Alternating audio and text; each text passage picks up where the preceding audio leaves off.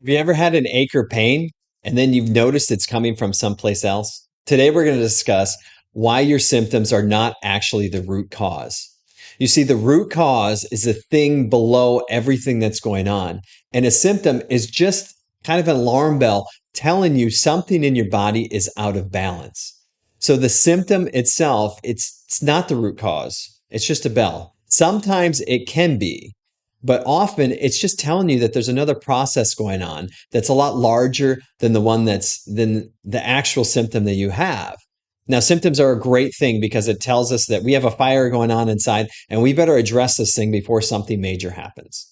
So whenever I find someone that comes in or have someone comes in that has a symptom that of say a stomach pain, I'm absolutely going to look at the stomach first.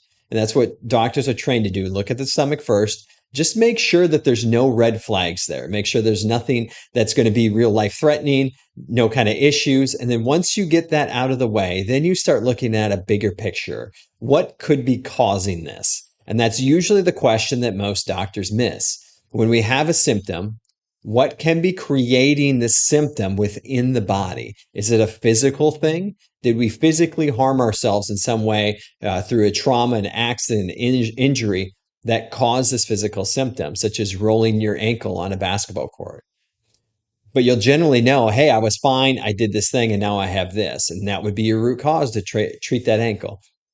The next thing would be, hey, I have a stomach problem, and we're looking at the stomach, and we're really looking for, okay, we ruled out it's not a physical thing. Now we're looking at a chemical, nutritional thing. That's the second thing I always look for.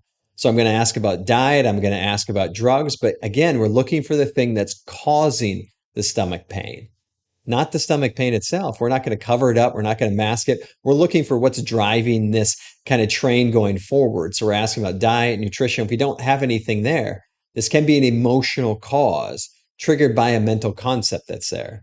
So, mental concept is a belief that we have, it's a conviction that we hold about something. And if it gets violated in some way, it creates an emotional upset in our life. And if we don't change that, it can create the stomach problem that persists and goes on. And it can go on for years and decades at a time if it's left untreated.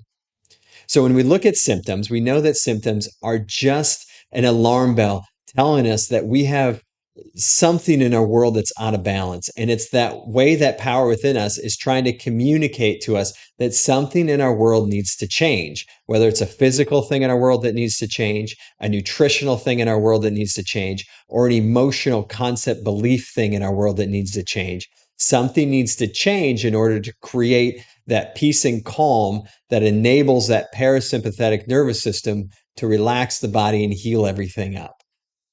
So if you have symptoms or something that's been going on for a while, know that those symptoms aren't the root cause. They can be, but most oftentimes they're not. They're a signal of something else going on inside the body that needs to change, that needs to be altered.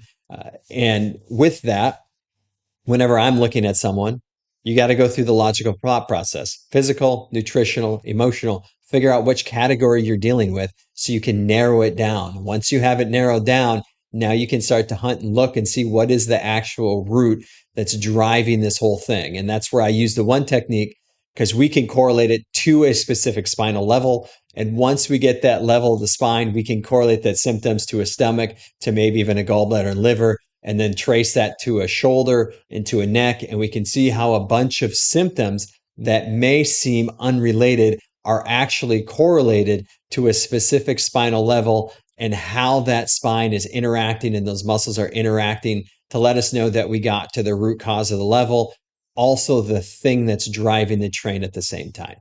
So if you enjoyed this video, like and share, and we'll see you on the next one.